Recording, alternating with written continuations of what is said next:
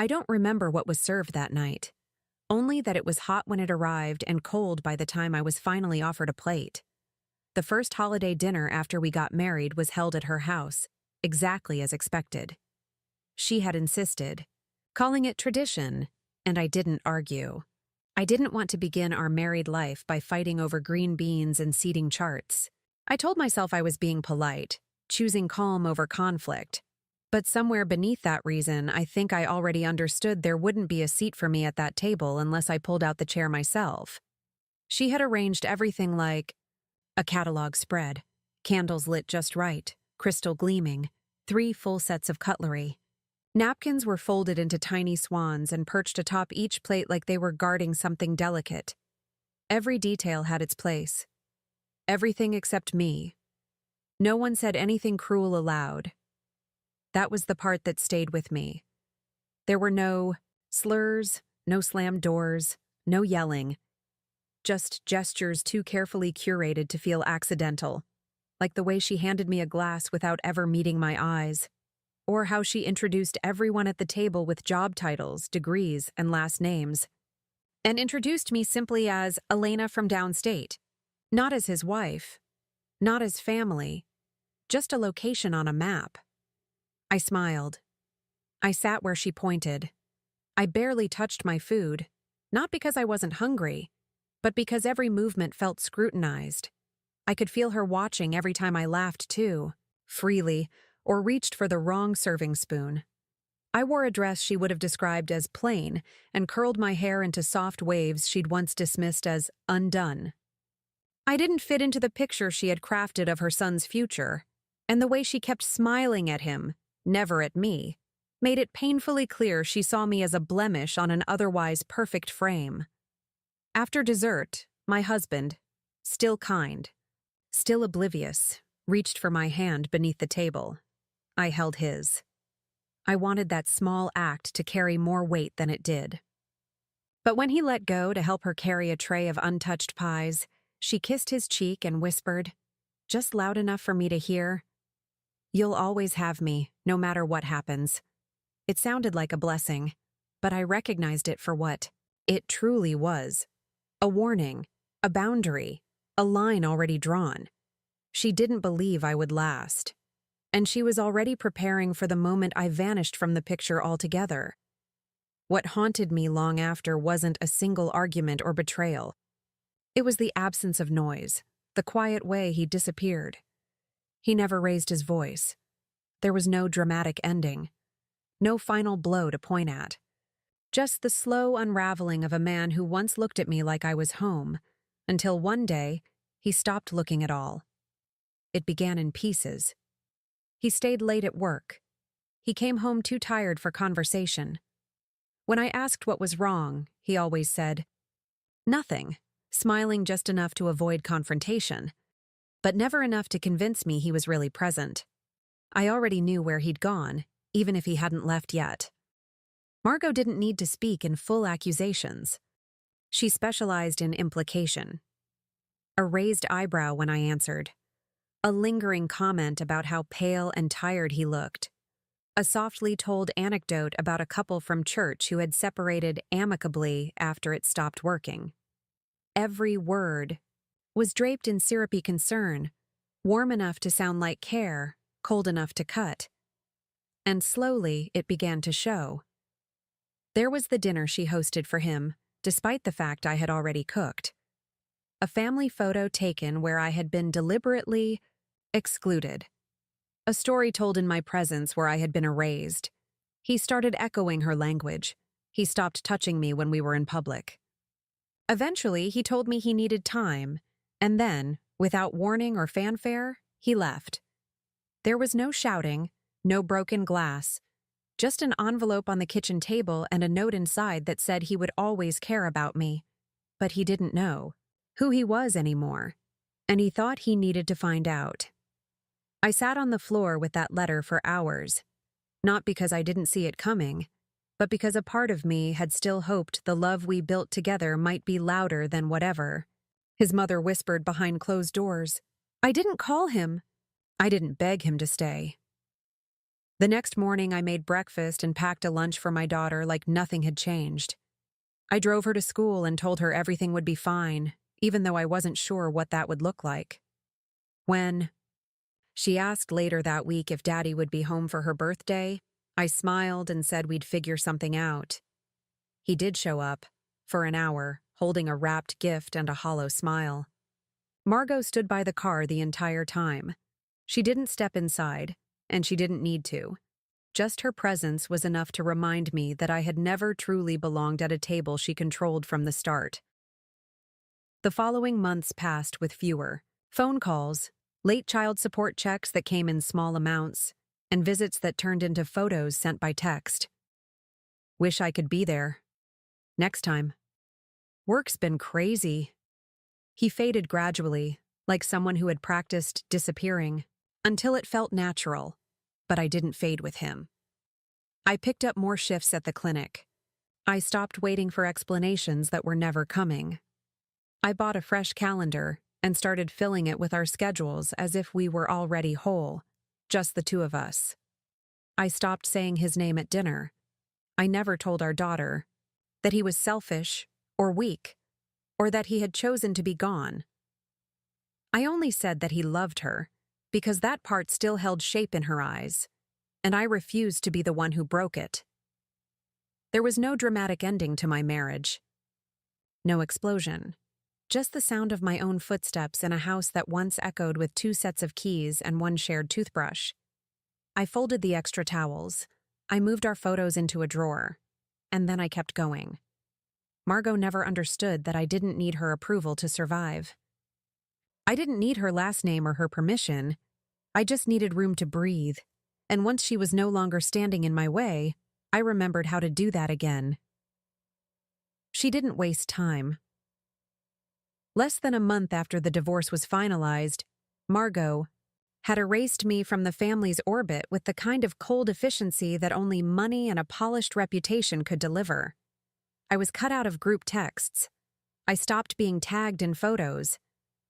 When people asked about the separation, she described it as mutual, said I had other priorities, always with that wistful, delicate tone, like she was heartbroken it hadn't worked out, but couldn't quite explain why. Of course, she'd always been so gracious. It was the kind of erasure that doesn't look cruel on the surface. There were no accusations, no public spectacle. Just a silence so calculated you can't even call it an attack. It wasn't loud enough to name, just quiet enough to make people stop asking questions. I'd hear things secondhand, that they had gone on a family trip to the lake, that her younger son had gotten engaged and I wasn't invited to the dinner, that my daughter was meeting new people in their lives, people I'd never heard of, people who smiled too wide and said things like, "We're just so glad she's adjusting." Adjusting to what, exactly? I wanted to ask. But I didn't. At first, she was too young to notice. She thought it was special, getting dressed up for lunch at Grandma's house, where the napkins were linen and the spoons were silver and only brought out for dessert. Margot always played the part well. I'll give her that. She did love my daughter in the way that fit her world. As long as love stayed orderly. As long as it didn't ask too many questions. I could have told my daughter what was happening. I could have sat her down and explained how some people love through control, how they rewrite history before your eyes and call it care. But I didn't. Not because I was trying to be noble, I was just tired, and I knew something deeper, that truth doesn't need defending. It doesn't wait for permission. It just keeps breathing. So I kept breathing too. I worked. I kept the house warm and clean. I made sure the lights were always on when she came home from weekends at their place. I did her laundry and listened to her stories about the pastries Margot bought and the new piano teacher they'd found. I smiled. I asked questions. I never rolled my eyes. And slowly she started seeing the difference for herself. She saw it. In the way I listened, really listened, when she spoke. In how she never had to earn my affection. In the way I let her cry without asking her to stop. How I never told her she was being dramatic when she felt too much. I didn't try to win her over. I didn't need to. Because the truth is, she never left me. Not really. One day, she brought home a paper she'd written for school. They'd been asked to describe someone they admired. She chose me, not because of my job or some big heroic act. She wrote that I always made her feel safe, even when things weren't. That I never made her choose sides. That she knew, even in the silence, that I would never ask her to change who she was just to be loved. I waited until she was asleep to read it again. I sat in the living room with that paper resting in my lap, the hum of the dishwasher behind me, and I cried like I hadn't in years. Not out of sadness, but because those words were proof, quiet, undeniable proof, that Margot's version of the story didn't hold. She could rearrange the photos. She could orchestrate the conversations. But she couldn't undo what I had built here. Not with her smiles. Not with her silence. And one day, she'd have no choice but to see it. My daughter was 16 when she asked if she could start visiting her grandmother more often. It was a Saturday morning. I was washing dishes and she was drying beside me. She said it casually, like she might ask for a later curfew or more hours at her part-time job. But I felt the question settle somewhere deeper. Not because I was worried, but because I knew it meant something had shifted. I didn't hesitate. I told her yes. Of course she could go. She was old enough now. Old enough to see things I had never pointed out. Old enough to choose what to forgive and what to remember. I didn't warn her. I didn't offer reminders. I simply said she could take the bus if she needed, and that I'd be here when she got back. She started spending weekends there, sometimes just for an afternoon, sometimes overnight. Margot welcomed her with open arms, linen sheets, and that same polished performance of matriarchal grace. From what I could tell, she still rarely mentioned me unless directly asked. She never inquired about our life. She still acted as if everything had unraveled naturally, as if no harm had been done. But something had shifted. I saw it in the small gestures. She began sending food home with my daughter, a tin of cookies, a paperback with a note that said, "Elena might like this." They weren't apologies, but they weren't weapons either. They were signals, quiet, cautious, and unfinished. I didn't respond directly. I accepted the cookies. I read the book. I said thank you through my daughter and nothing more. I wasn't interested in performing forgiveness that hadn't been requested. But I also wasn't interested in playing the mirror game, reflecting bitterness for the sake of balance. I didn't want to become a woman who needed to win. One night, my daughter told me Margot had asked if I ever spoke about her. I kept my voice steady. I don't really talk about people unless they talk about me first. She nodded slowly, like she understood, even if she didn't fully. But she was paying attention, watching both of us. One woman holding tightly to control, and another choosing to let go. And over time, that quiet observation became its own form of judgment, one that neither of us could rewrite. Margot began calling more often, short voicemails, always about my daughter, always polite, always rehearsed. I never returned the calls, but I listened to everyone, not because I needed to hear her voice, but because it reminded me of something important. Erasure only works if the erased stay silent. And I hadn't been silent. I'd just spoken in other ways. People in the community started asking about me again. At the clinic, one of the women from Margot's church came in with a twisted ankle. As I wrapped her foot, she looked at me and said, "You're her ex-daughter-in-law, right? You always carried yourself so well." I nodded. I smiled. I said nothing about who left whom or who stayed.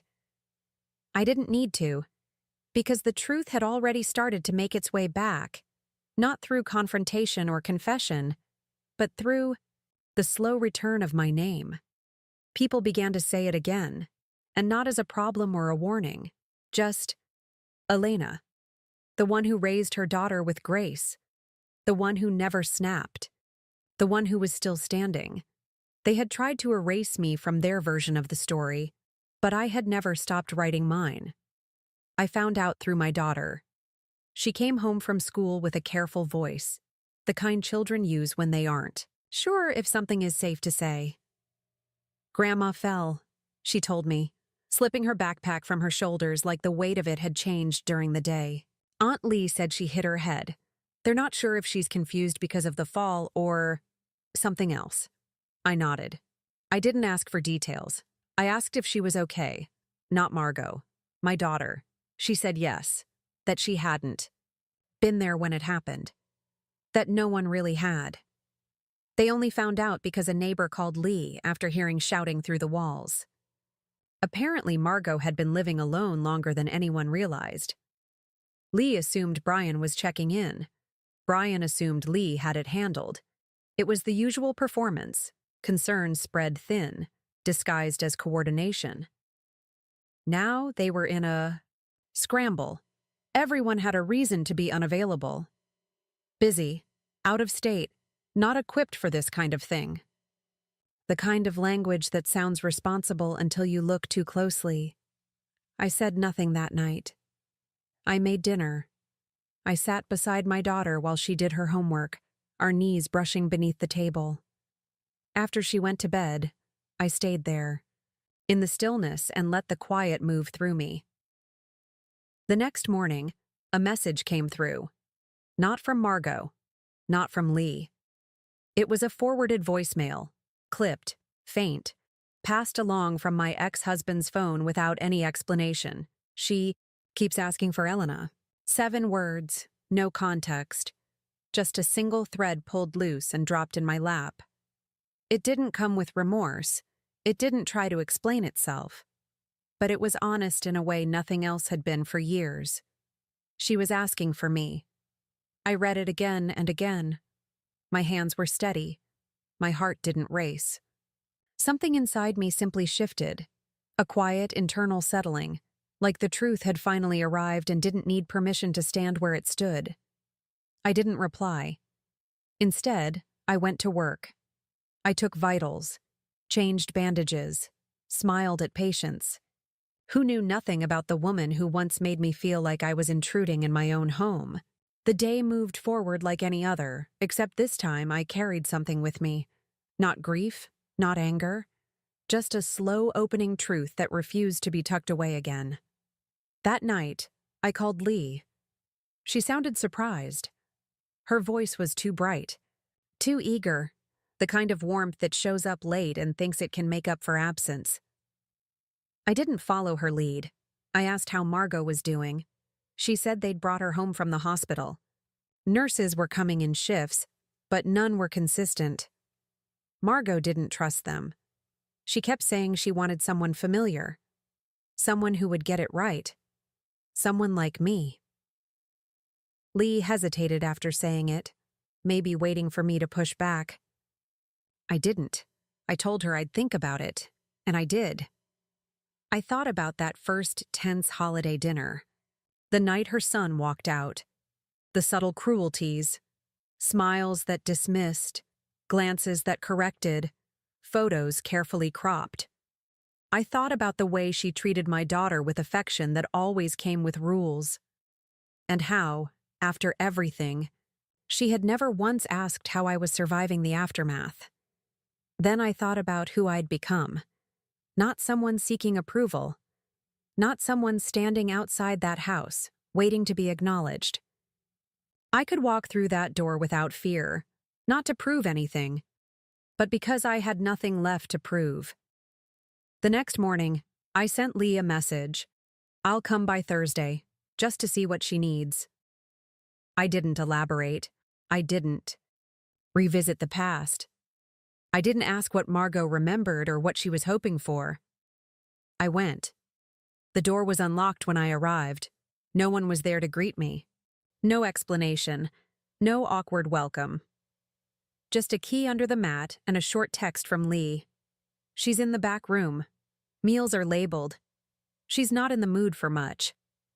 I stepped inside like I didn't belong, not because I believed it, but because the walls still held the memory of who I used to be here.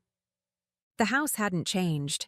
Same cold floors, same polished scent of lavender and lemon oil, same hallway lined with portraits, a gallery of belonging that once edited me out.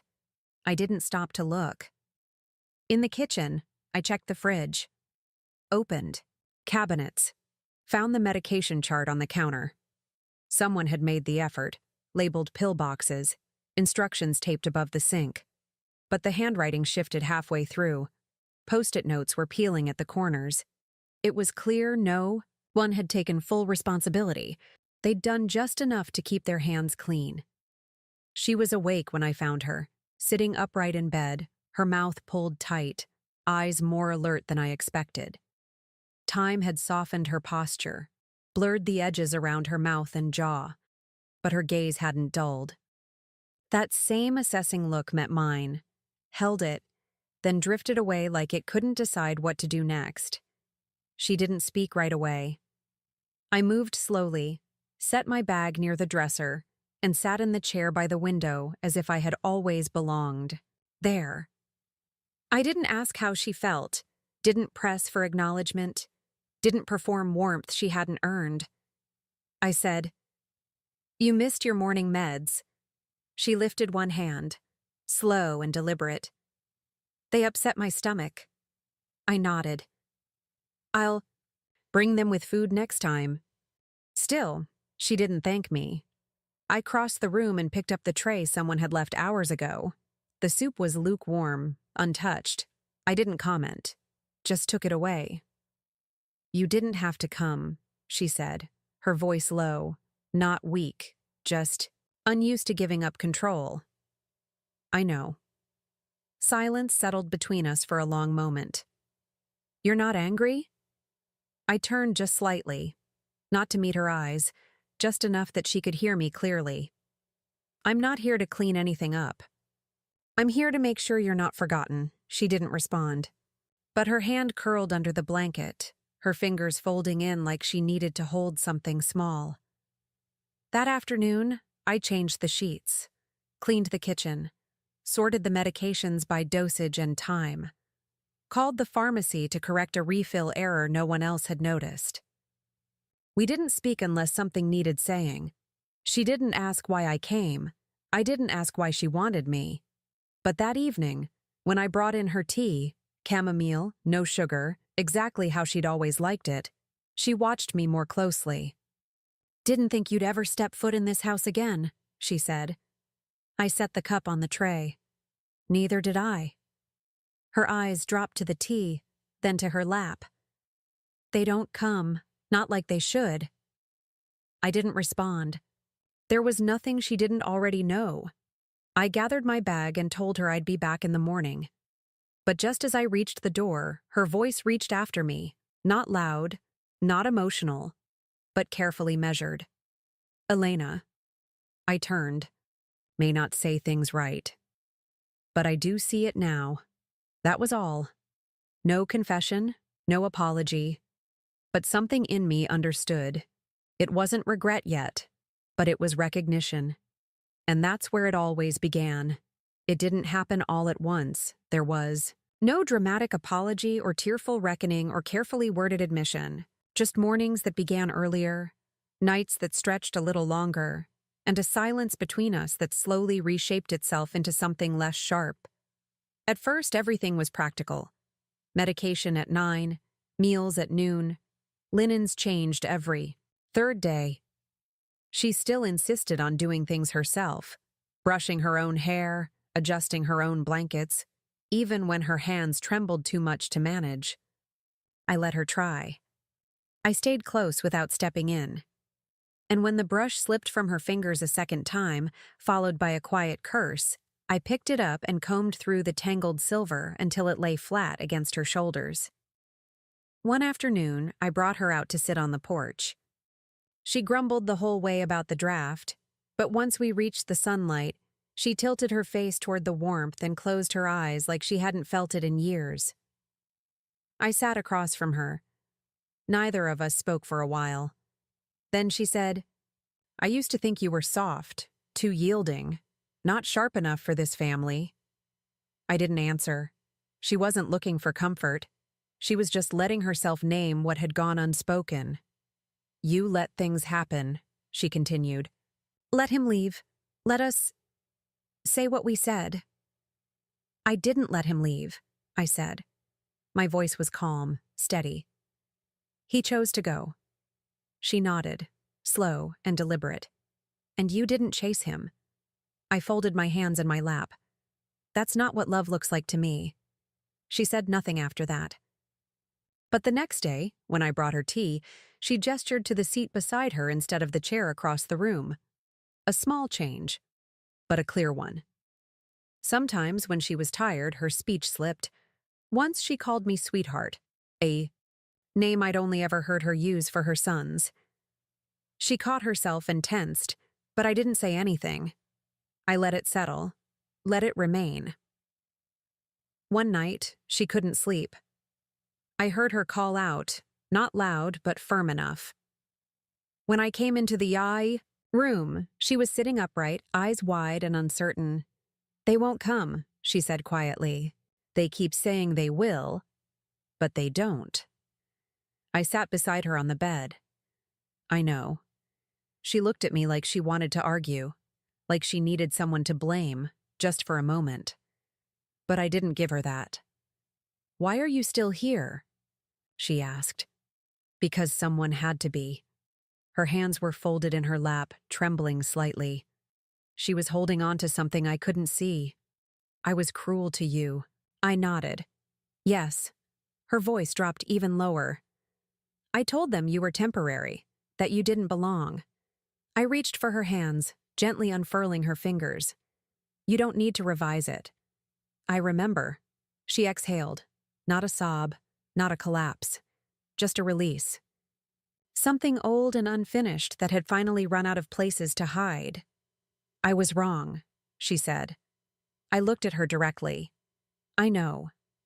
And in that moment, for the first time in all the years we had occupied space on opposite sides of everything, she saw me without expectation or resentment. Not as someone who had to prove herself. Not as a threat. Not as an error to correct.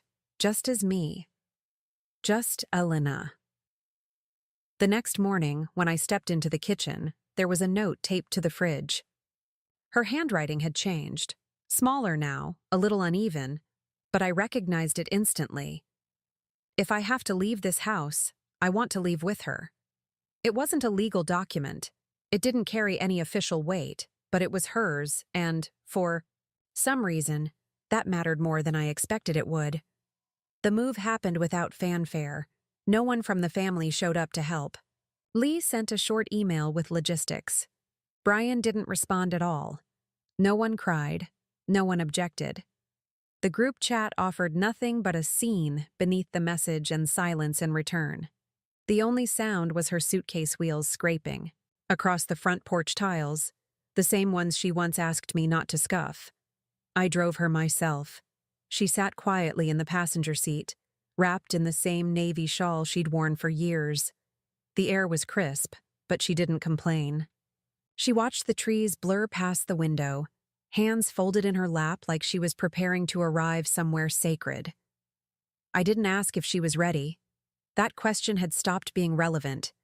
She'd been ready for weeks, not to abandon the house, but to accept that her life now rested in the hands of the woman she once believed didn't belong. My home was small, but it held warmth. The scent of cinnamon, coffee, and drying laundry lingered in the air. I had prepared the spare room the week before, fresh linens, a soft lamp, and the one photo of her with my daughter that I had never taken down. When I opened the front, doctor and stepped aside, she didn't look at me. Her eyes moved across the space, the worn rug, the slanted bookshelf, the kitchen she once dismissed with passing comments. She stood there for a moment, then stepped inside. That evening, we sat together on the couch. I handed her a cup of chamomile and offered a blanket. She accepted both in silence. The TV played something unimportant in the background, more for noise than attention. Half an hour passed before she spoke. "This is the first time I've ever been invited in," she said. I turned toward her, but she wasn't looking at me. She didn't have to. I don't mean into a house, she continued. I mean into something real. I let the words settle. There was no need to meet them with reassurance or decoration. I just nodded. After a pause, she added, You didn't have to take me in. No, I said. I didn't. She drew in a breath, slow, uneven. But you did. I didn't respond. I poured more tea. She leaned back, pulling the blanket closer around her shoulders. Her eyes drifted closed. Not fully asleep, but resting. Later that night, my daughter came home. She smiled when she saw us, kissed my cheek, then gently touched her grandmother's hand. Not to wake her, just to acknowledge her presence. She didn't seem surprised to find her there. That's how it began. There was no formal reunion, no spoken resolution. Just evenings shared without tension, and mornings that started with 2 mugs on the counter instead of 1. She never brought up the past again, and I never asked her to. We lived, and in the end, that quiet truth carried more weight than any apology could have. Because the same woman who once told me I'd never belong to her family became the one who turned to me to keep it from falling apart.